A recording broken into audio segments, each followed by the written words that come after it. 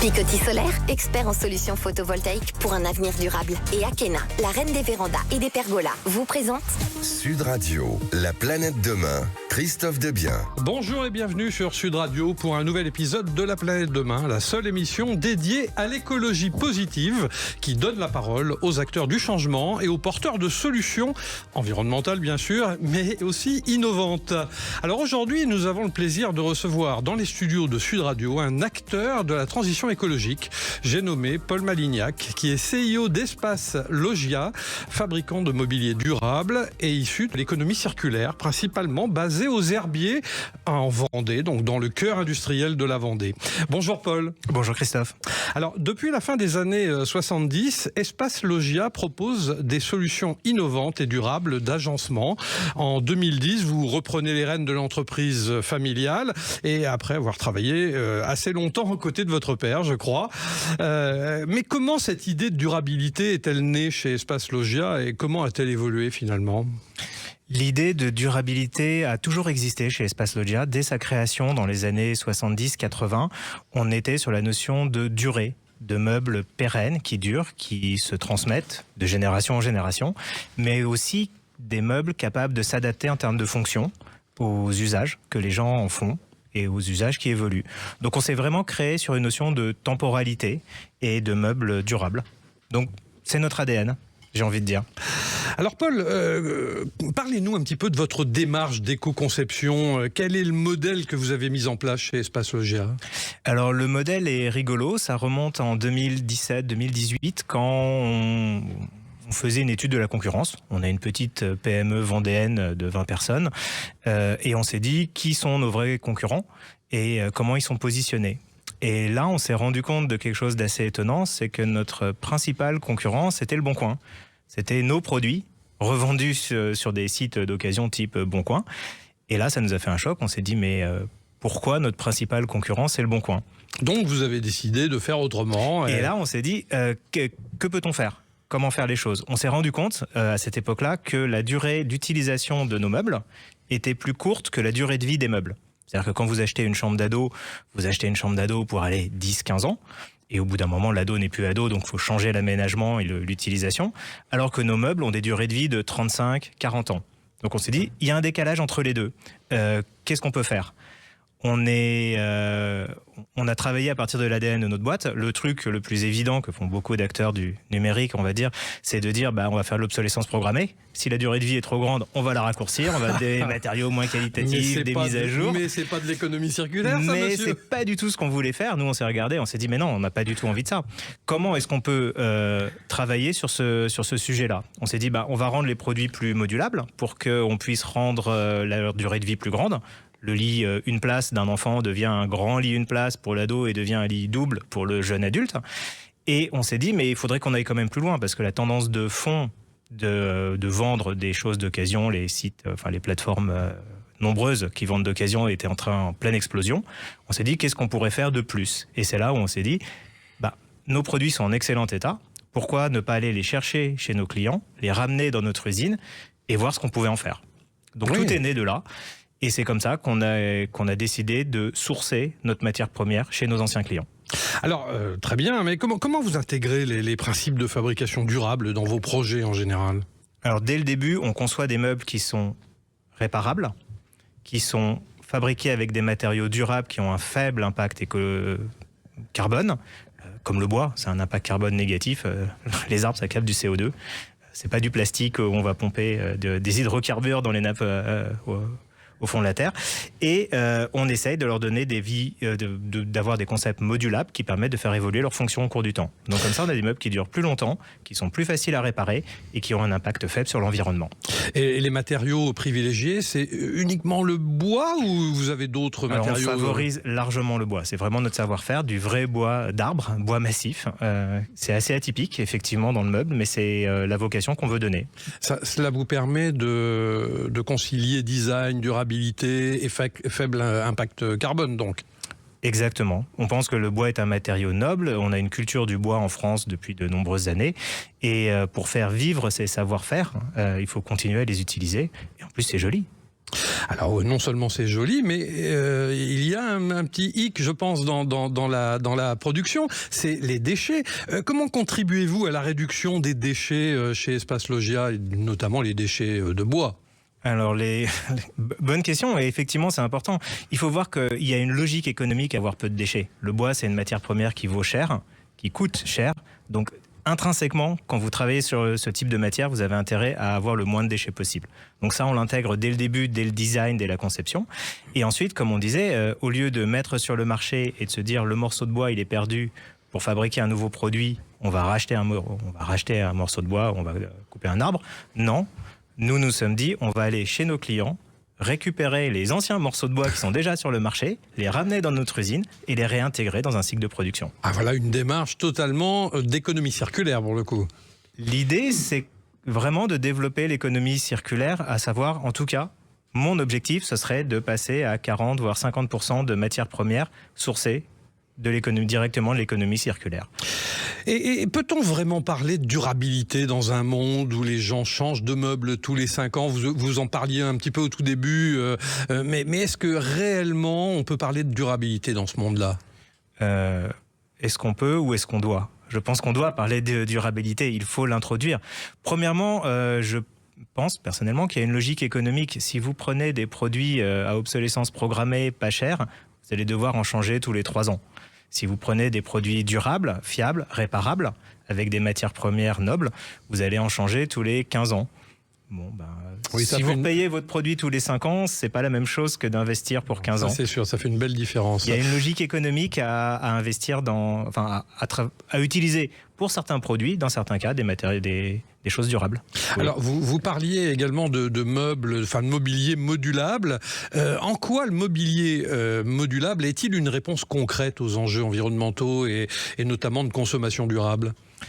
Le mobilier modulable s'adapte au mode de vie des gens. Vos modes de vie évoluent. La façon dont vous viviez il y a 5 ans, il y a 10 ans et dont vous vivrez dans 10 ans n'est pas forcément la même que celle d'aujourd'hui. Il faut donc soit vous achetez, vous utilisez pour un usage et vous jetez quand vous changez d'usage. Typiquement, vous avez une chambre d'enfant, il est enfant, il dort tout seul dans son lit et quand vous avez plus besoin d'un lit simple, vous le jetez. Soit vous prévoyez dès le début d'avoir des choses qui s'adaptent aux différents modes de vie. Vous dire, ok, ce lit simple, il se transformera en lit double en rajoutant peu de matière. On n'est pas obligé de tout rejeter. Et est-ce qu'on peut concilier performance économique et exigence écologique dans votre secteur ?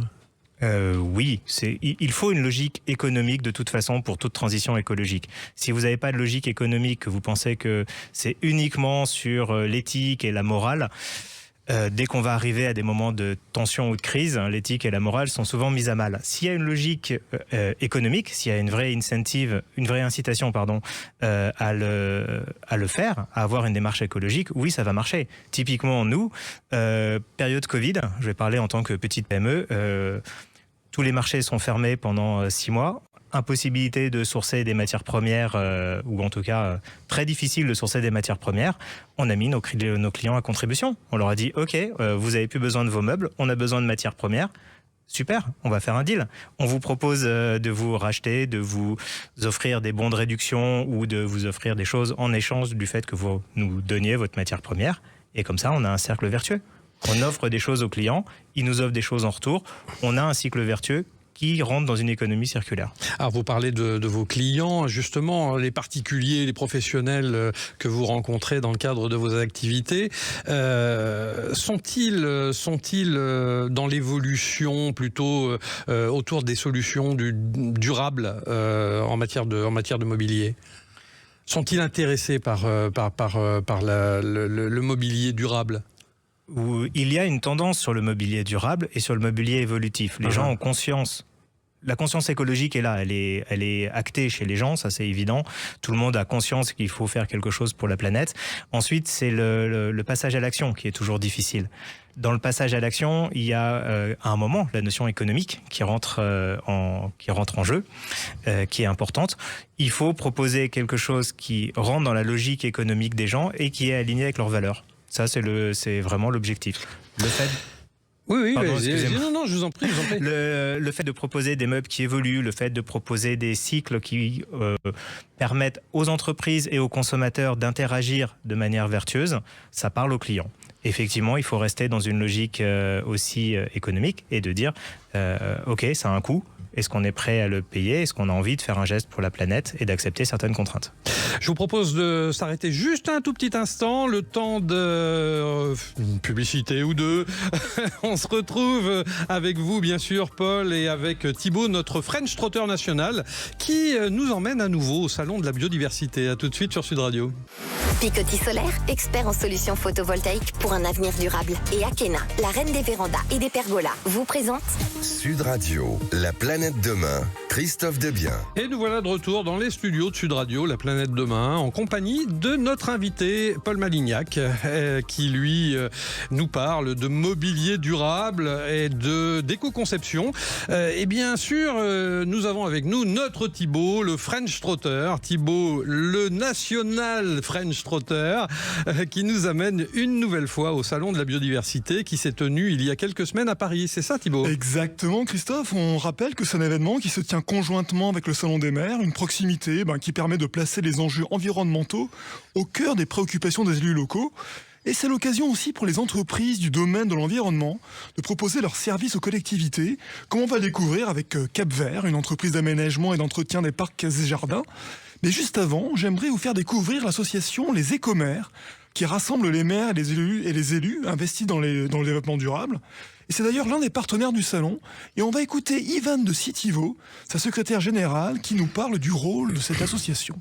C'est une association qui agit en France métropolitaine et en Outre-mer, qui regroupe les élus locaux qui sont investis dans le développement durable, qui se donc rassemblent en tant qu'adhérents à l'association et qui bénéficient d'un accompagnement sur les politiques publiques qu'ils veulent mettre en place en matière de développement durable, d'une expertise sur certains domaines précis. Là, on travaille particulièrement sur l'animal en ville et la question de la pollution lumineuse également, et qui peuvent valoriser leur action à travers différents événements qu'on organise tout au long de l'année, notamment nos trophées éco-action annuels, qui récompensent les initiatives innovantes et exemplaires mises en place par les territoires. Il y a combien de maires qui font partie de l'association ? Environ 2000, je n'ai pas le chiffre exact en tête, mais c'est entre 1900 et 2000. Des exemples concrets d'actions avec les maires ? Des exemples concrets, ce sera les exemples justement qui vont être valorisés pendant la cérémonie des trophées éco-action. On a par exemple la ville de Longjumeau qui a un jardin pédagogique qui l'ouvre aux écoles, qui leur permet de justement sensibiliser le public scolaire à la protection de la biodiversité, au miel d'ailleurs, qui récolte directement dans le jardin. On a des collectivités qui ont mis en place des solutions de réduction de l'éclairage public, comme la ville de Montpellier, qui a fait une grosse action de concertation de leur population. À votre avis, quel est le rôle des élus et des maires dans le domaine de l'écologie ? Est-ce que ce sont vraiment des acteurs du changement ? Le rôle des élus et des maires est fondamental, puisque c'est eux qui sont en première ligne pour faire ces changements, pour appliquer la réglementation nationale, et justement pour faire remonter les difficultés à mettre en place ces réglementations, faire remonter ce qui vient du terrain directement et remonter les préoccupations des habitants, les maires étant les interlocuteurs directs des citoyens, et donc d'adapter également les réglementations aux attentes et aux besoins concrets des habitants. Merci beaucoup. Bon salon, ma suite de ma visite sur le salon de la biodiversité. Alors je suis avec la responsable communication du groupe Cap Vert, Safa Soussi. Alors Cap Vert, qu'est-ce que c'est ? Alors le groupe Cap Vert, c'est un multispécialiste de l'aménagement et des services critiques des espaces verts. On est présent sur l'ensemble du territoire. On a 18 sociétés. On fait plus de 138 millions de chiffre d'affaires au proforma 2024. On est plus de 1000 collaborateurs. Et aujourd'hui, le groupe Cap Vert, il développe et entretient les espaces verts en milieu urbain, en milieu naturel et ainsi qu'aux abords des infrastructures. Les collectivités locales, c'est une part importante de votre clientèle ? Oui, bien sûr, c'est une très grosse part de notre clientèle puisqu'aujourd'hui, ça représente à peu près 80%. Alors je suis avec la directrice RSE et HSE du groupe, Laetitia Boucher. C'est un groupe engagé, Cap Vert. Alors par quoi se traduit cet engagement ? On se met en capacité de mettre en place une stratégie RSE justement, que ce soit décarbonation, essayer de se mettre en conformité aussi avec la CSRD à laquelle on va être soumise dans quelques années. Et ensuite, c'est des actions concrètes au quotidien, notamment soit l'électrification de la flotte, que ce soit véhicules, mais aussi les engins. On est en train d'écrire un plan de décarbonation sur nos matières premières, c'est toute la partie énergie, etc. etc. Ensuite, bien entendu, on travaille sur tout ce qui est biodiversité. On a un service de génie écologique. En fait, la plupart du temps, on propose des solutions qui sont fondées sur la nature, donc c'est hyper intéressant parce que les collectivités vont avoir de plus en plus besoin de ça. On a quand même le changement climatique qui est là déjà, donc on a besoin de s'adapter et les solutions fondées sur la nature sont souvent les plus faciles à mettre en œuvre, les moins polluantes, celles qui séquestrent du carbone, donc c'est assez intéressant. Et pour la prochaine édition de ce salon qui met la nature au cœur des territoires, rendez-vous fin novembre 2026. Merci Thibaut. On vous retrouve la semaine prochaine pour un nouveau reportage en immersion. Et vous êtes toujours sur Sud Radio dans l'émission La Planète Demain, toujours en compagnie de Paul Mélignac, CIO d'Espace Loggia, fabricant de mobilier durable et issu de l'économie circulaire. Alors Paul, pensez-vous qu'il faut réguler davantage le marché du meuble pour limiter l'importation de produits jetables ? La régulation, effectivement, est un sujet polémique. Le syndicat du meuble est dessus. Je pense qu'il faut de la régulation, oui, mais c'est pas la seule, ça doit pas être la seule et unique solution. La règle aide tous les acteurs à jouer avec les mêmes cartes, et ce serait une très bonne chose. On ne peut pas concurrencer des pays exotiques, on va dire, ou... d'Asie, qui ont des règles écologiques différentes, qui ont des règles sociales et sociétales différentes et être sur un même marché. Donc il faut que le régulateur aide à réguler, justement, à mettre à niveau les différents acteurs. Ensuite, il faut aussi que les acteurs fabricants localement fassent valoir leur avantage et leur compétitivité. À nous de savoir proposer des solutions qui mettent en avant nos compétences et nos capacités. En Europe, on a des salariés qui ont tous une couverture sociale, sociétale, qui fait qu'ils viennent au travail sereinement, sans pression, ils viennent pas avec la boule au ventre. On a un système éducatif qui fait que tous nos salariés savent lire, écrire, compter avec un bon niveau. On a des infrastructures, que ce soit énergétiques, routières, qui sont de très bon et très haut niveau grâce aux services publics. Il faut que nos solutions, en tant qu'entreprise, tirent profit de ces valeurs-là. Est-ce qu'il y a des innovations technologiques qui aujourd'hui transforment votre métier et qu'est-ce que vous avez mis en place, vous, de votre côté, dans votre entreprise ? Le monde a énormément changé sur les 25 dernières années grâce au numérique. Le numérique est enfin devenu abordable pour des petites entreprises, petites et moyennes entreprises comme la nôtre. Une machine achetée en 2000 ou achetée en 2025 coûte 2 fois moins cher aujourd'hui. L'arrivée de l'électronique, de l'informatique, de l'IA, la fameuse, révolutionne les métiers. À nous de savoir en tirer profit. Alors, je vous ai entendu parler entre les lignes, entre les paroles de Made in France il y a un instant. Est-il un engagement écologique ou d'abord un choix stratégique pour Loggia, pour Espace Loggia, pardon ? C'est un mélange des deux. C'est forcément un peu des deux.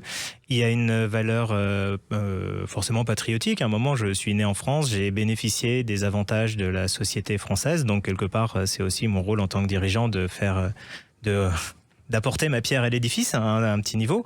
Ça a un côté écologique. Évidemment, si on travaille en local, on limite l'impact carbone. Nous, on travaille avec une scierie qui est à moins de 100 km, qui est à Nantes, côté de Nantes. On travaille avec des fournisseurs locaux qui sont tous à moins de 50 ou 100 km de chez nous. Donc effectivement, on limite l'impact carbone. On ne fait pas venir des containers, des avions ou des choses avec un coût écologique catastrophique. On est en local avec des partenaires locaux et un cercle vertueux écologique. Est-ce que c'est... donc oui, c'est un choix stratégique parce que en période de crise ou de pénurie, c'est plus facile de se fournir à 50 km de chez soi qu'à 5000. Donc ça doit être un équilibre entre les deux. Et si vous aviez un message à faire passer à nos auditeurs qui sont vos futurs consommateurs, espérons, mais qui hésitent encore entre un meuble standard qui est un meuble importé, on va dire, et une solution modulable, durable et française, donc Made in France que vous proposez, quel serait ce message ? Le message va être un peu atypique. J'ai envie de dire le marché est grand et toutes les solutions existent et correspondent à des besoins différents. Si vous voulez un meuble jetable pour les 6 prochains mois, pour passer l'hiver, et vous voulez pas dépenser cher, oui, effectivement, il y a un marché pour ça. Et il existe, et c'est pas celui que je défends. Si par contre vous voulez quelque chose de pérenne, que vous avez envie de transmettre, qui raconte une histoire, qui fait vibrer, qui fait vivre, oui, là, le Made in France, la personnalisation, la customisation et la durabilité a une vraie logique. Je pense pas qu'il faille jeter tout d'un côté ou tirer à boulet rouge sur des choses qui existent et qui ont des clients. Je pense qu'il faut ouvrir le spectre, ouvrir ses chakras, ou en tout cas ouvrir son point de vue et se dire il y a différentes solutions et pas rejeter le sur-mesure en disant « Ah, de toute façon, c'est cher ». Non, comme on disait tout à l'heure, racheter la même chose tous les 3 ans, c'est cher. Il faut un mix économique, il faut un mix affectif en fonction de la valeur que l'on perçoit en tant que consommateur, et c'est cet équilibre qui amorcera la pompe, à mon avis, dans le domaine écologique. Et quel est l'impact du Made in France sur l'emploi local et la transmission des savoir-faire pour votre secteur d'activité, selon vous ? Je pense que l'impact du Made in France est crucial dans une région comme la Vendée, que je connais bien. Avoir gardé des savoir-faire industriels et des entreprises fortes depuis des décennies, ne pas avoir cédé à la tentation de la délocalisation dans les pays de l'Est ou dans les pays asiatiques, a fait qu'aujourd'hui on a des gens compétents, on a des centres de formation de très haut niveau et on a des entreprises qui engagent des personnes en local, donc qui permettent au savoir de perdurer. Je vais dire quelque chose d'assez simple, mais si on veut développer l'économie en France, il faut consommer français. On a ces savoir-faire, on les a encore, il faut continuer à les développer, continuer à les entretenir, et ça, quelque part, c'est le consommateur qui votera avec son porte-monnaie. Merci Paul Mélignac, CIO d'Espace Logia, fabricant de mobilier durable et issu de l'économie circulaire. Je vous souhaite à toutes et tous un excellent dimanche après-midi et vous laisse avec Alain Marty pour Invino, l'émission à écouter sans modération bien sûr. Et pour ma part, je vous retrouve sur Sud Radio à 12h30 dimanche prochain et vous invite à découvrir notre magazine La Planète Demain Mag chez votre marchand de journaux. À dimanche prochain. Merci. Akena, expert en carport et pergola solaire pour des économies et un avenir durable. Et Picoty Solaire pour que l'avenir s'éclaire avec des choix durables. Vous ont présenté Sud Radio, La Planète Demain, Christophe Debien.